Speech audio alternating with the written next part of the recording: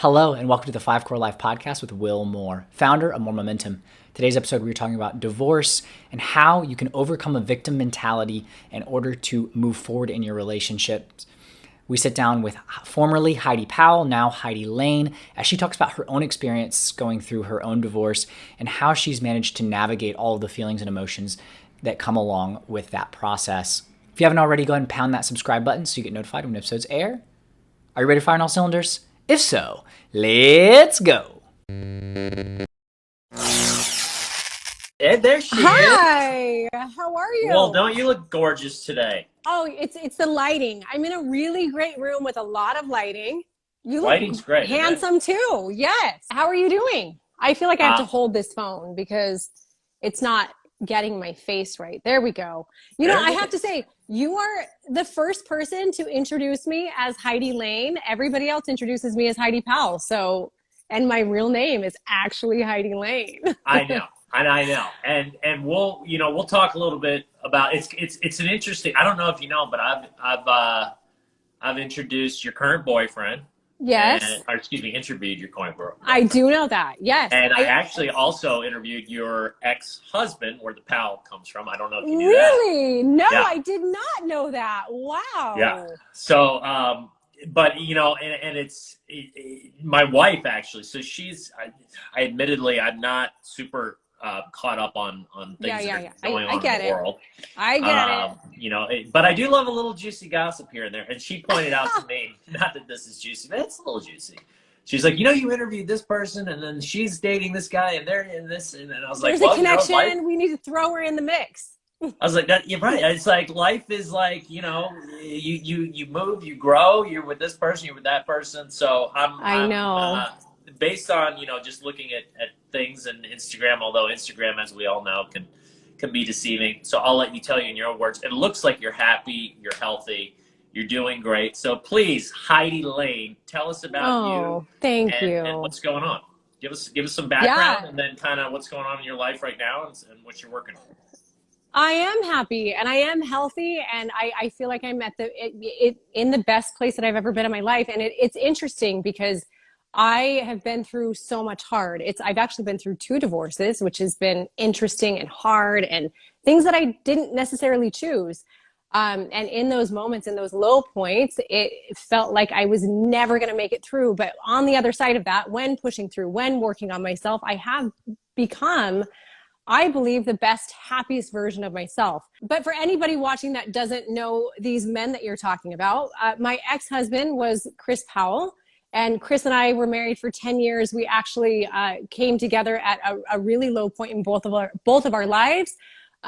He was fresh off of a drug addiction, a painkiller addiction, and I was recovering from an eating disorder and a divorce. And so he and I met at a self-improvement seminar, ended up creating a TV show and really a fitness empire around helping people lose half their body weight over the course of the year by focusing on the mental, emotional side of real transformation, not just diet and exercise. And so that's where I think most people might know me from. And then, as fate would have it, Chris and our marriage didn't work out, but our friendship and our business partnership and our co-parenthood has really well. And I ended up coming across, meeting up with an amazing man named Dave Hollis, who had just been through his own journey. We became fast friends that could share in similar pain and, what we were going through. It's kind of a similar parallel story there in a way, right? Yeah, it is. And what's funny is, I don't know how much you know of this, but we met because Chris and I had announced our divorce May last year, which we had been going through a divorce for nearly a year prior to that. We just had not told the world because we wanted time for our family to process. Divorce is hard enough, and then you got to tell everybody. It is. Yeah, and I didn't want my kids dealing with, teachers at school asking questions and friends saying things. And so it was hard. I mean, my first 2 had already been through a divorce before. So Chris and I lived together for a while and just kind of separated spaces. And we announced in May, and I had actually just done a book endorsement for Dave, his book, March of that same year. Didn't really know the guy, just knew him from Instagram, read his book, loved it. And then I saw he and Rachel had announced their divorce. And a couple months later, he had said, hey, I have Rise Together podcast. I would love to do a podcast on divorce if you're open to it. And so that meetup ended up being the podcast that never happened, because we both just sat there crying about what was happening in our lives. And that would have been a good podcast. That's what I'm like, why didn't we record? Why didn't we hit record on all this? This is what people, the vulnerability, that's what people want to see. Okay. Yeah. Makes sense though. Yep. Continue. Yeah. So, that was a friendship that and Chris and I still work together. Dave and Chris are good friends, and we kind of just make it happen. Wait, so, okay. Well, now I'm getting all sorts I shouldn't say good friends like they hang out, but, Chris did come out to Texas to visit and, meet the kids that his kids were going to be around. And he's, Chris is a good man. He's a good man. Dave is a good man. I'm lucky. I have people that drop their ego and put the kids' best interest first. I literally just did a post this morning. Stay tuned. It's coming out Friday to a theater near you on ego and pride. Yeah. And what a huge, huge failure habit that is, that 99% of us get sucked into, because it's in our nature, right? It's all about me, and that whole victimhood. If you're a victim in life, it's poor me. How could this happen to me? And then you start blaming and pointing fingers, and then it just becomes a huge mess, and nobody wins, because then you're fighting with people and you feel miserable. It's those people, like, it sounds like the two men in your life and you as well, that can sort of take that 10,000 foot view, because things aren't going to always work out. Yeah. And I'm sure you guys gave it the old college try. You don't seem like the type that just threw in the towel right away, right? And if you truly do that, and you get to a point where you're like, you know what, this isn't working. It's like, okay, you have two choices. You can either stay together and be miserable to mediocre happy for the rest of your life, or you can kind of just pull the Band-Aid off and, do what you need to do and move on. And that's, to me, I don't think there's anything wrong with that. Divorce has got a huge negative connotation in this, especially probably in the United States. But to me, it's like, okay, well, what's the alternative, right? Yeah. And I think what people have to understand is what's right for one person isn't necessarily right for another, or what works for you isn't necessarily what works for me and for Chris, etc. Because I do know, like, that my second marriage with Chris, who's such a good guy, truly, he is such a good guy. I would have there were things that were not right about our marriage. Again, we were great business partners. There were, all of these things were working. And so there was a big part of me that was focused on, it was my ego. I did not want to be the woman that was 2 times divorced. I didn't. And so I was trying in ways that I probably should not have, to make something work, not because it was best for Chris, but because it was best for my ego. Like, I didn't want the world to know that I couldn't make 2 marriages work. So that, it was really, really hard for me. And I knew in the back of my mind, I could see the way that Chris is wired and the way that I'm wired. We were just not meant to be married. Chris says he'll probably never be married again, because it's just not for him. He has and I'm sure you got this when you interviewed him, he has a purpose. He has a mission on this earth. He is here to change lives and, love on his family, and his family, like I am his family. I'm just, in a different dynamic. But I do know when Chris finally made that choice, it was a really hard choice for me to accept. But seeing the healing and seeing who he's become and who I've been able to become, our individuation has been the most beautiful thing. And I can see now that I was fighting something that I should have let happen a long time ago, because I was scared of what people would think of me. More power to Chris, or for whoever. If anyone is here and their marriage isn't right, if you're not happy in a place in your life, you have no obligation to stay there. You don't. It's like, you can either stay there and be miserable, or you can make some kind of a change. But it's not up to me to judge, or anybody. It's up to ourselves to judge our actions. And that's the end of it. This is such an important conversation. And, I never know how these interviews are going to go. And I'm not saying let's talk about this for the entire one. We'll definitely bounce around. But I guess because you're a particular person who the word divorce was in the spotlight recently, and because you're a high profile name, and so it's like, okay, well, let's talk about this thing that's this dirty little secret that like ruins lives. Not only, but like you were saying, like in my opinion, it's far worse to stay in it. And I know so many people, and I'm not gonna name any names, but we all do, of couples, marriages that should have ended a long time ago. Yeah. They're not doing anybody any favors, including the kids, including the friends, and it's just like, come on, people, right? And then you like you're just saying, you get caught up in this like ego and pride, and thank you for admitting that, because we all have that. Yeah. We all do that, right? So anybody that says, but at a certain point, it's those that can kind of like step back, like I was saying before, and go, this has to, it's either, and one of the exercises I like to do is kind of go to your future, right? Amen. Yep. Right. And it's like, okay, where do I see myself in 20 years? Because the law of compounding is going to kick in. And if you're in an unhappy, unhealthy situation, it's like, okay, like, do you really want to be in that 20 years? And how's that going to look? It's true. And I also though think, so what we're talking about is how I feel. But I also think people listening need to be aware of thinking that the grass is greener on the other side. Because it's a really tricky, delicate thing, because I believe I've seen people split where I'm not judging, but I have an opinion, right? Where I'm like, gosh, but what do they want in 20 years? Because even in a conversation with me and Dave the other night, I had said to him, I said, at some point, like, it's not, the flame does burn out. It does. Like, there is a point in time where the initial attraction and the puppy dogs excitement and ice and everything cream can't last. Yeah, forever. it can't. That's exactly right. And I think, and maybe this is like, hey, this is the benefit of being married twice now that I have, because I can see it. And I do feel like that's part of why I wanted to push past that 10-year mark with Chris and keep going, because my goal, what I want in 20 years, what I want in 30 years, I want a family, Will, full of kids and grandkids and a husband. I want that. That is my goal. That is my why. I want a big, happy family. And I know that in order to get there, I'm going to have to endure those times where marriage doesn't feel right, right? But at the same time, just because that's my goal doesn't mean that somebody else's. But I think when you're sitting there in a marriage thinking, I don't like this person, I think you need to stop and say, okay, like you just said, fast forward 20 years. Would you have a happy life with grandkids in your home where everyone could come and visit?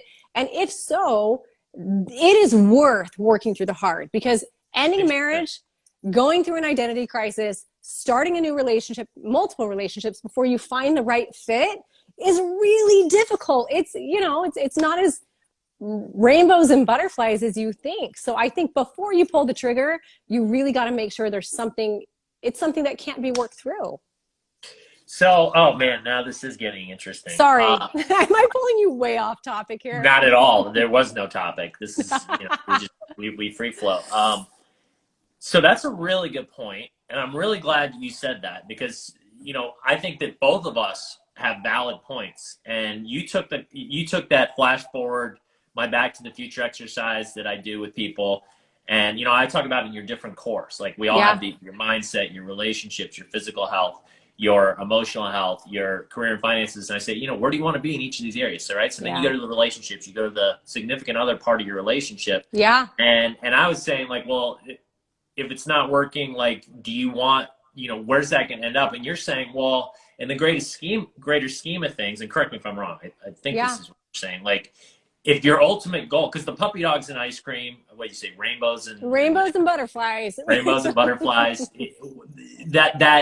literally science that wears off. Yeah, like, it right? does. You're in the infatuation stage. You got to recreate it, and it doesn't last for anybody, right? So, but it's that in between. It's that, do you have enough in common to where you guys can grow together and you're friends and you're allies, versus like you're doing this every day, right? Like, so true. And that really comes down to your core values, and I don't, even looking at me and Chris, I hope he doesn't mind me dissecting these things.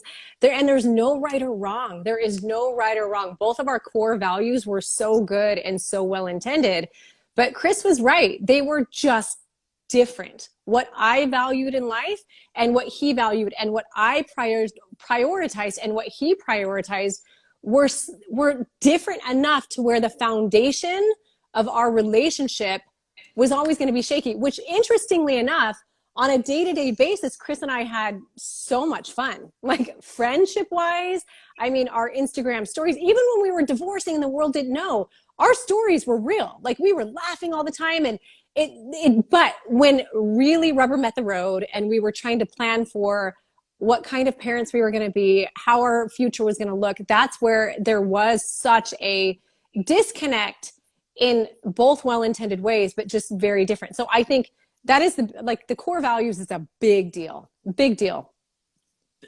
I think that's right. I think that's the marriage of the two things we're talking about. It's like, and I love also the whole, like the grass is greener. That's a very, very important point. Yeah.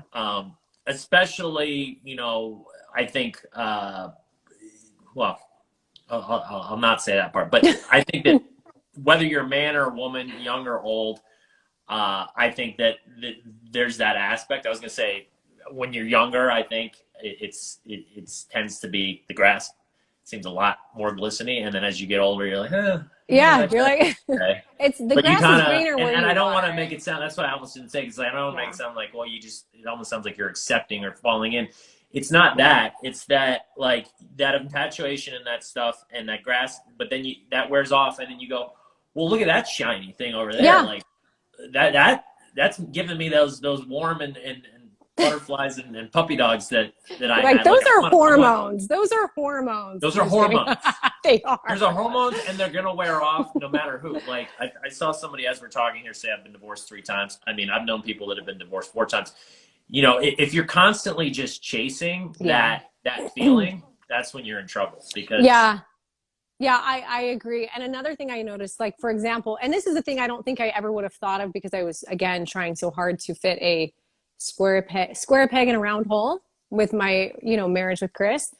But also pace. Like I look at Dave, and this is something like for he and I wouldn't say for either of us, it was like instant infatuation. It was something that grew. It was a friendship that grew and an emotional bond and connection that developed as we got to know what the other one was about, and there was some skepticism from both of us because of what we've been through. But at the end of the day, like there is a pace, that he and I both move at that is very similar in all those 5 core areas that you talk about.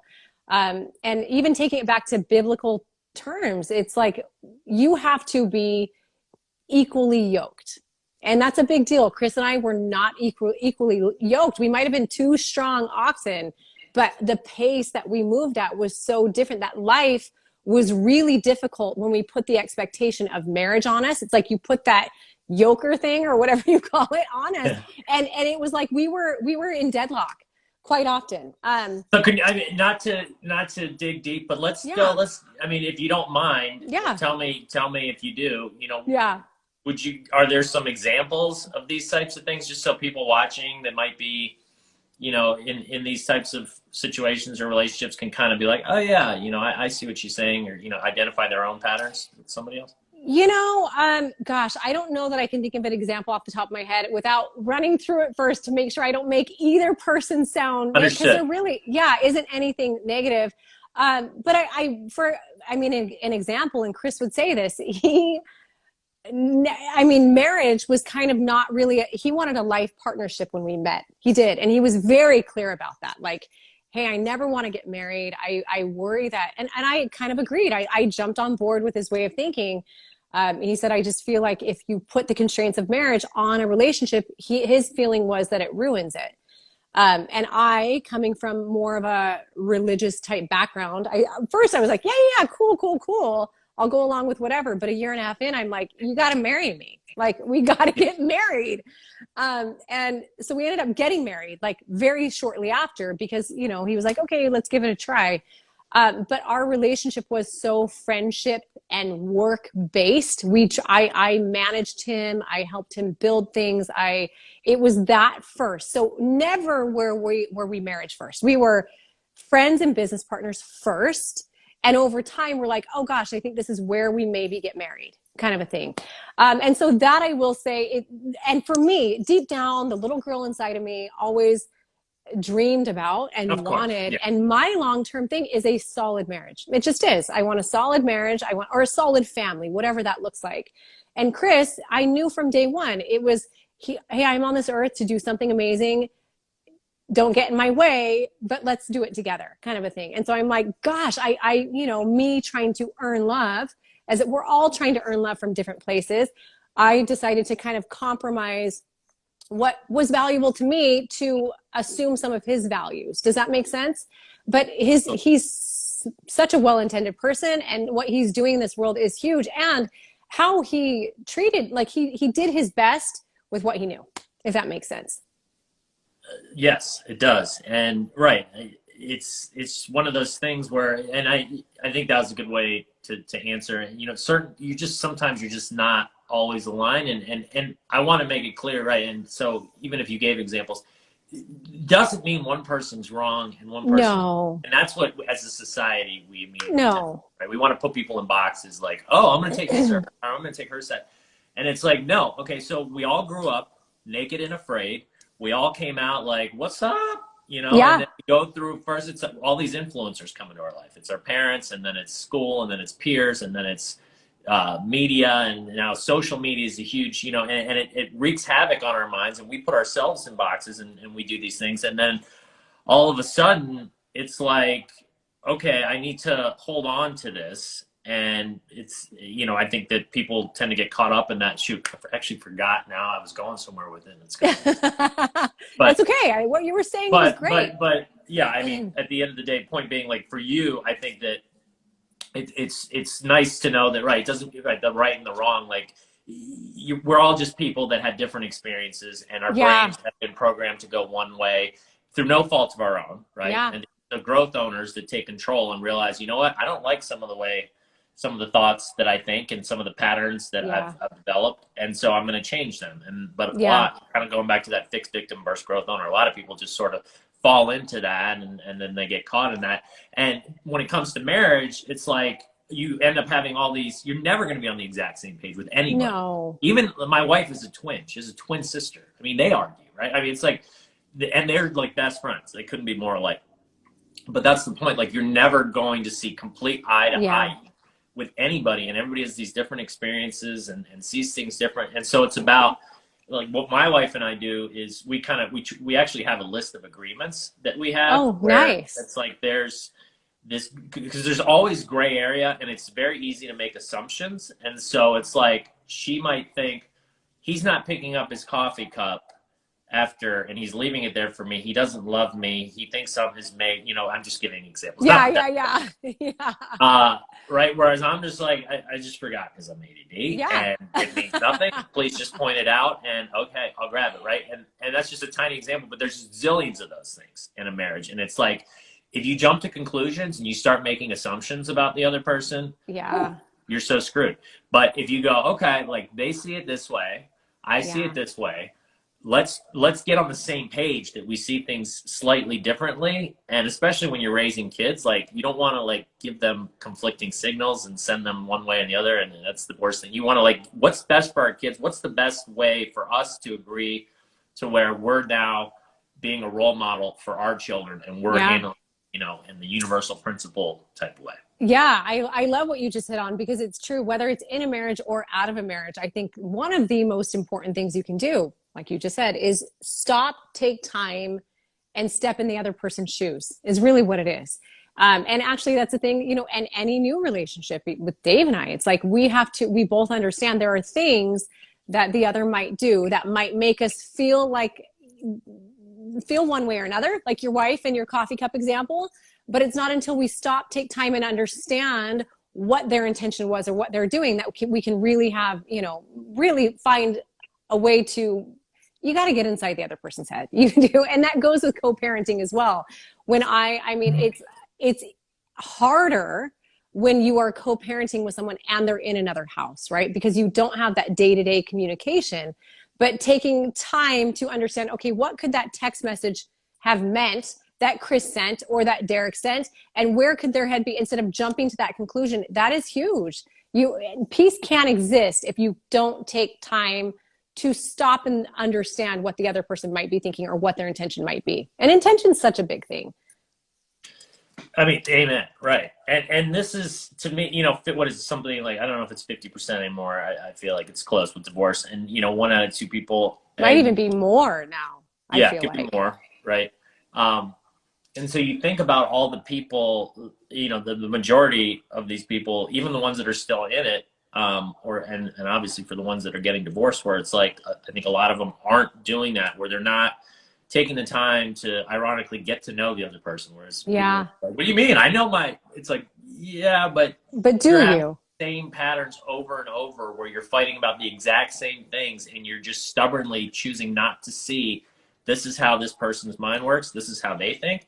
There's nothing wrong with them. They're not a bad person for that.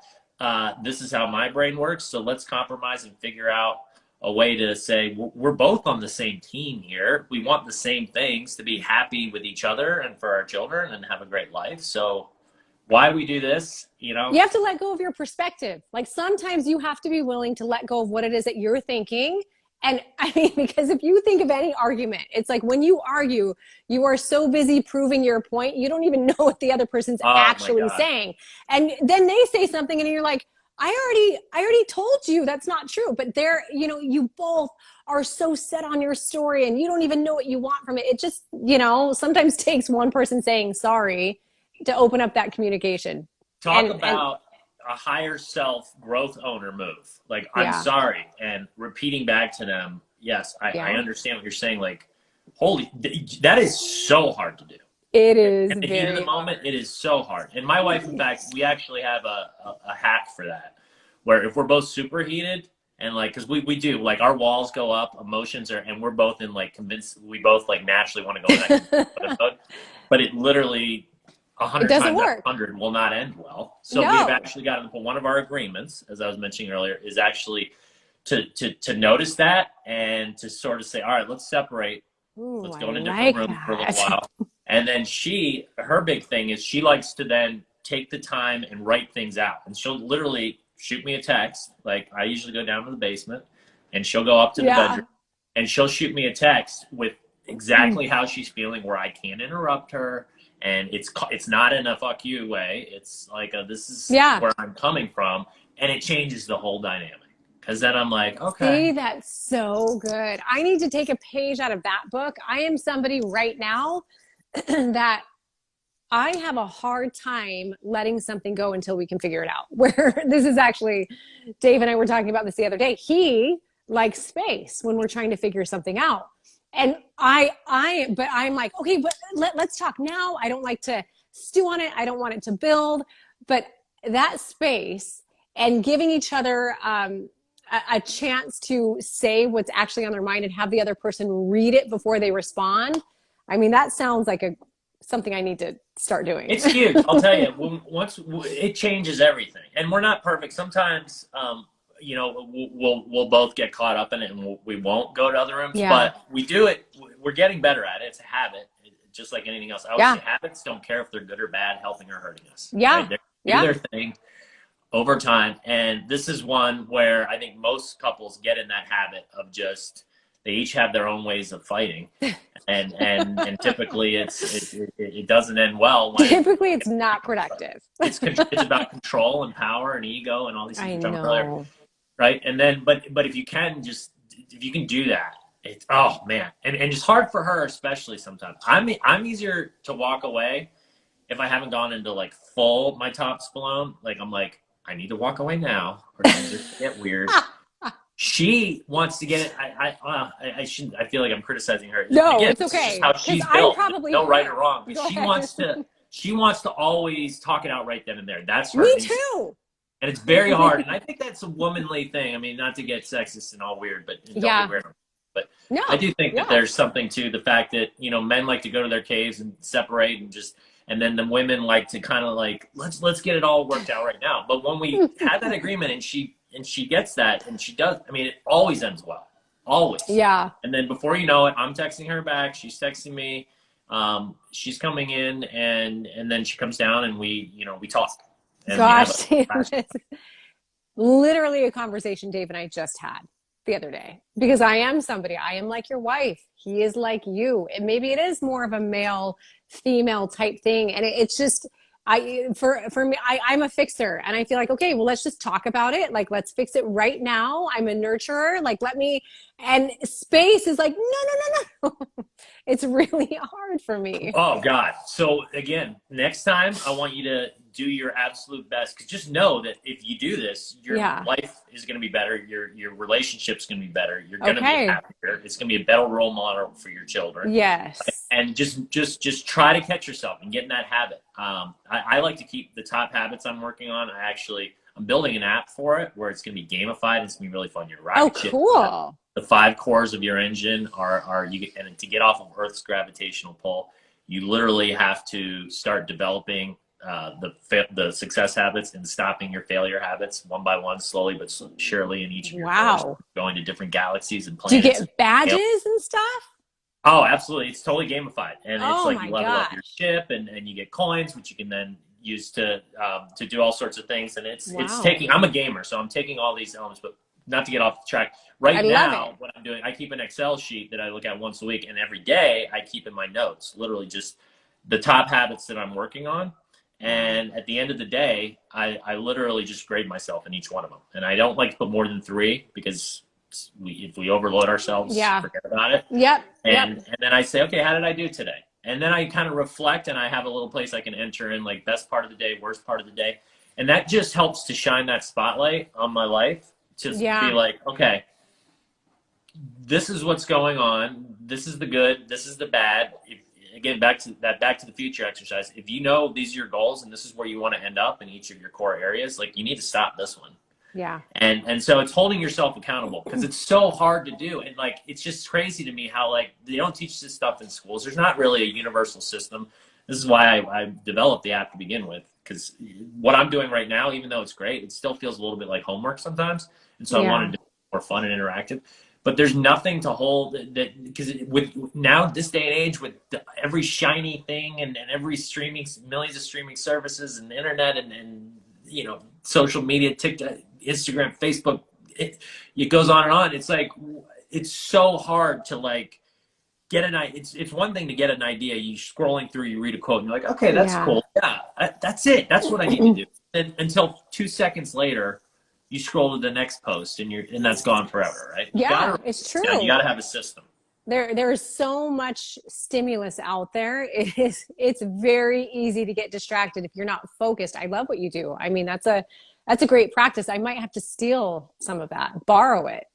That's why I'm telling it. I want everybody to use that, because it is such a great. It's helped me so much, because we all have things we want to work on, and how many times do you get to the New Year's resolutions and you go, oh man, I had that last year.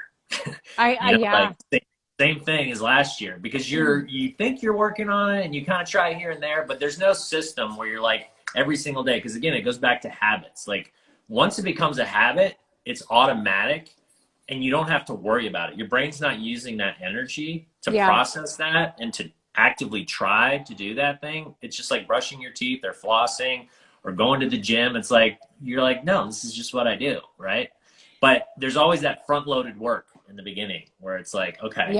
And if you don't have an accountability system to sort of like say, okay, I did this again, and then kind of reflect on it. And then just having that helps you catch yourself. And that's the key.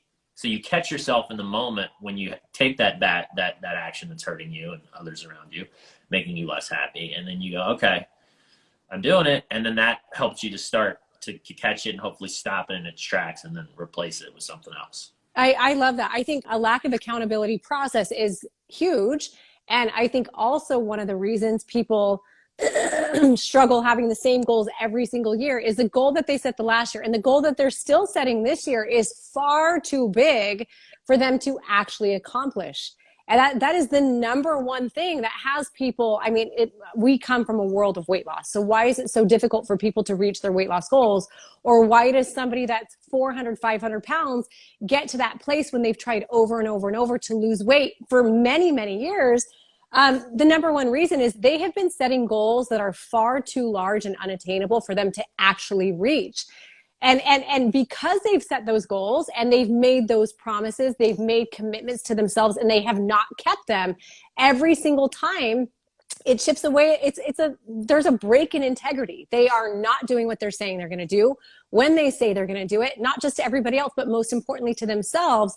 And when we have a lack of integrity, when there's no integrity in the things that we do, when our word does not have much value, we don't love ourselves. There's no dignity. And that's the thing that is we always say, instead of when we would start with people on the show or anyone, I would say, yes, understand what your big goal is and let's be realistic about it.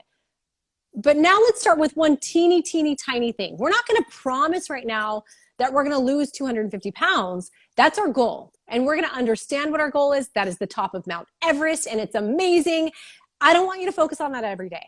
What I want you to do is I want you to pick one small thing, we call them power promises, one power promise that you can do every single day, no matter what, to have you feeling like you can finally win again. Because like that, you said, every year it's the same goal. And every year we feel worse and worse about ourselves when we throw that goal out. And every year we tell fewer and fewer people about the goals that we're setting because we feel like we're failures. We feel like we really can't reach it. And when we feel like we can't reach our goals, we don't believe we can, we're not going to put forth the effort necessary to actually get to where we want to go. We just, over time, deteriorate until we figure out how to win again, how to create those small habits. So I love what you're doing. I love it. And I love that you use the word integrity. I use that all the time. A lot of people just associate that with, like you were saying, your word and stuff, but it's your word to yourself. It's you make to yourself and holding yourself accountable. That's the integrity that's important. And it used to be, honestly, like we were just saying, I mean, not to let people off the hook, but being aware of it is important. Like back when our grandparents were around, or let's even go back a little further. Well, my grandfather actually was a horse and buggy, but even before that, so you lived on a farm, most likely, right? And you wanted to get a meal, like, so you go into the cow and you're milking it. And then if you wanted the butter, then you got to do the thing to make the butter. And now you can literally hit a button and have milk and butter at your doorstep in 30 minutes. And it's like, it's great. Just like Stan Lee once said, with great power, though, there must also come great responsibility. And being able to just get anything we want for the most part, whether it's ourselves delivered in an Uber across the city, or a package from Amazon, or I used to own a restaurant delivery service. That's what all this started at. So it was like a Grubhub. It was like a DoorDash type thing. That's what I exited. Yeah, I exited in 2019, and this is what I started doing. We sold our company for $321 million total combined. We merged, we grew, we sold it, and now we're letting Grubhub and DoorDash and Postmates and Uber Eats fight it out. Wow, that's amazing. But I know firsthand. I mean, convenience is great. I have no problem with technology, but you need to be careful not to get caught up in that fixed victim, like, oh, well, the world is going to come to me because I can get most things like this. And it's harder, in my opinion, than ever. Like I was saying, our grandparents, to have that integrity, because you don't have to. There's so many things. You don't have to. Low-hanging fruit that you don't have to go out and get and earn yourself. Yet that's what life is. That's what happiness. That's what growth is. The journey, and it's the growth, and it's the going out and being like, this is my goal and I'm going to do it, and having to work for it, and then feeling that feeling of, yes, I did it. Yeah, I know exactly what you're saying. And it reminds me of, there are so many people that reach a goal and then they're not happy still. And it's like, why and how can we actually reach a goal and still not be happy? How can I lose 200 pounds, for example, and be more miserable at 200 pounds lost than ever before? And I believe it's because they did not find joy. They didn't find the value in the integrity and the small things along the way that actually mattered. They put so much value on losing 200 pounds or making $1 million or becoming the CEO or whatever it is, whatever these goals are. They thought happiness was over there, when truly happiness exists in learning how to live a life of personal integrity. That is where the happiness is. So as you are on your way to your goal, you're like, gosh, I feel so good about myself. It doesn't even matter if I step on the scale and the number is where it needs to be. I tell myself what I'm going to do every day, and I actually do it. Therefore, I am winning and I can do anything. My word is literally gold. That's where happiness is. That's it. And to me, I totally agree. And the more you're able to do that, the happier you're going to be. So I have this thing I call it's my equation of life, and it's your repeated actions plus time, your belief system plus your repeated actions plus time equals who you will become. And it ties into everything we're talking about right here. And to me, it's like, that's everything. It's your belief system, kind of like your mindset. Like, are you your thoughts? Yep. The thoughts, right? Like, what are you focusing on? Like, do you have goals? Do you know where you're going? Like, are you taking actions on the right things? And then it's those repeated actions. And then you can't do this, right? You got to let the law of compounding kick in. And, it's just like, if you want to lose weight, it's not going to happen tomorrow, but you stop eating donuts and cheeseburgers every day and you switch to, the alternative of something, again, and I always tell people, make sure it's something that you enjoy. I mean, you're more health expert than I am in terms of this, but there's so much choice out there. That's another advantage of living today. Like, you don't have to just like eat broccoli or, there's a million things you can eat that are healthy that work for you, right? Yeah. That are still going to taste good, then eventually even taste better. But the law of compounding is going to kick in, and you're either going to gain 100 pounds in the next 10 years, or you're going to, lose weight. And that's your physical health core, but that's in every core of our lives, our relationships, our mindset, our career and our finances, our emotional health, our giving back. Like, that's all going to compound. And at the end, again, going back to that Back to the Future exercise, like, where do you want to end up? Because that's what you're doing now. That's what's going to happen. Yeah, so good. And you just touched on something when you said repeated actions over time, right?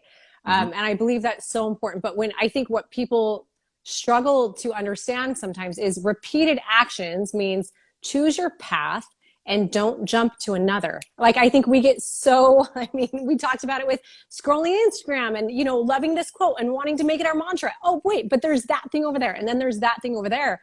When we talk about that, even especially with regard to physical transformation, it's like repeated action over time actually equates to success. But that repeated action needs to be a plan that you choose.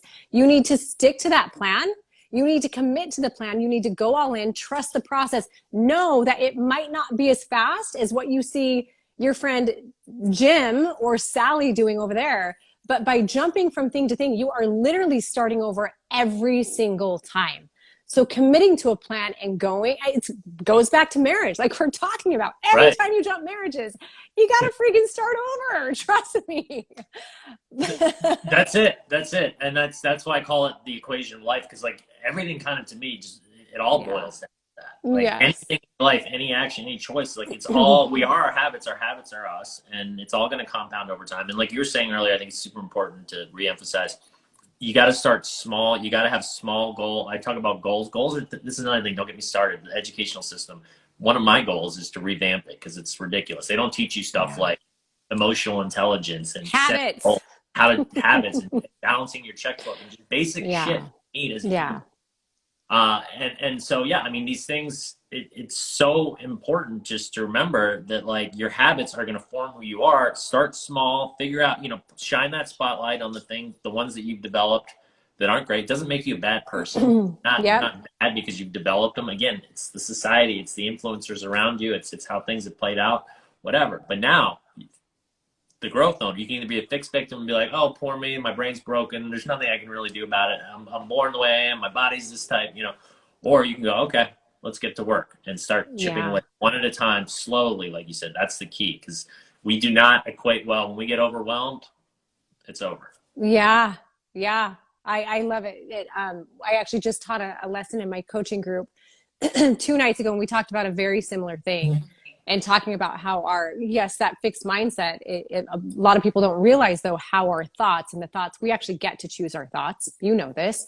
We get to choose them. We have between 12,000 and 60,000 subconscious thoughts running through our head any day, which is just insane and overwhelming. And of the 12 to 60,000, 80% of them are actually negative. And those negative thoughts are based on what our past experiences and failures have been. They're things, they're voices that are telling us who we can or can't become. And if we can acknowledge that there are 12,000 to 60,000 thoughts running through our brain at any point in time, we can actually listen to that chatter that's always there, and we can stop it and replace a negative thought with a positive one. Those thoughts become emotion, truly. Like when we have a thought, think of how much emotion we'll feel if we start thinking about the past and the crap, the mistakes we've made, the shame we feel. Think of how it actually changes our emotion at that moment. And then the emotion changes our action for the day. Right. We start living into that negative emotion of our past, and that those actions become our habits, and our habits become our destiny, and our character and our destiny. And it's like, if we can just stop it dead in its tracks, replace it with a positive thought, experience positive emotion, from that positive emotion, create a positive action. That action will create a habit and a more positive character and destiny. God, I mean, you're welcome, people. You know, so for the 200, currently 300 or so listening. But good news is, then we turn this into a podcast at 5 Core Life, and then so you can listen to the whole thing for those that didn't see it or want to hear this again. And it'll be an IG live, and then we'll cut up the little snippets of the gems, which I feel bad for my editor, because he's going to have, I feel like, just nugget after nugget. Oh, you're so nice. So thank you. Yeah, that's so right on. So the way I like to end, we're running out of time. I always like to ask, speaking of habits, what is the one habit that you feel that you're proud of, that you feel you've developed, that has allowed you to get to where you are in life, and you're confident is going to continue to take you to the promised land, to where you want to be? Every single day, this is so easy for me. Every single day I have a gratitude practice. Every single day. Every single day I name 5 things that I'm grateful for. I say one nice thing about myself, which is really hard for me, believe it or not. It's a thing I've had to train. I say one goal that I'm working on, and then one thing that I can do today to get me even an inch closer to that goal. I believe a grateful heart that's really the only way I want to live. It will completely shift and turn your world around. It will change how people view you. It will change how you view people. I mean, it's the difference between living a beautiful life or an ugly life. Amen. I love that. Gratitude's huge. Morning routine in general, I think, is a huge success habit, right? Because it's like, what are these things you're doing to you're starting your day, you're rocking, right? That analogy of my app that I'm using, and these cylinders of your engine. It's like, okay, we're wrapping up. Like, how are we going to start it? And I have a mantra that I say to myself, and then at the end of it, which is like just the main things that I know I'm working on and that I want to remind myself of on a daily basis. And I'm putting these things fresh into my brain. And then at the end, I too have that gratitude list, and it's, God, that's huge, because it's so hard to feel sorry for yourself, to be a fixed victim, when you're thanking the universe for everything. Yeah. I love it. So good. Well, God, I mean, I feel like we could talk for literally 10 more hours. And I should probably have you on again. And I would love to keep in touch. You're awesome. Thank you. You're by far the best. Don't tell them I said that. And you know what I won't tell them. I'm kidding. No, this was really great. And so say hi to Dave. Thank you. I will. And say hi to Chris, since you guys are still good friends. Awesome guys. Agree. And I love that you guys are all in a stage where you're being adult about it. And God, because for the kids especially, that can get really ugly. So kudos. Oh, thank you. Thank you so much, Will. It was so good to finally meet you here. Thank you. I know. We've been doing this back and forth. So, all right. Well, awesome. Have a great rest of the day. Happy Cinco de Mayo. Go drink a margarita, everybody. Thank you. Bye-bye. Okay. That's it for the 5 Core Life. If you haven't already, go ahead and hit that like button on this video and pound that subscribe button so you get notified when new episodes drop. Also, please fill out the free 5 Core Life Evaluator quiz. It's a great way to get a baseline of where you are in the 5 cores and which of the 5 cores you need support. In addition, you'll get some actionable advice that you can apply and start improving your life in the areas that you need it most. That's it for today's episode of the 5 Core Life Podcast. Have a wonderful day. Get moving. Gain momentum. Join the movement. Join Emmett by going to moremomentum.com to take a free life evaluator quiz on where you currently stand in each of your 5 cores.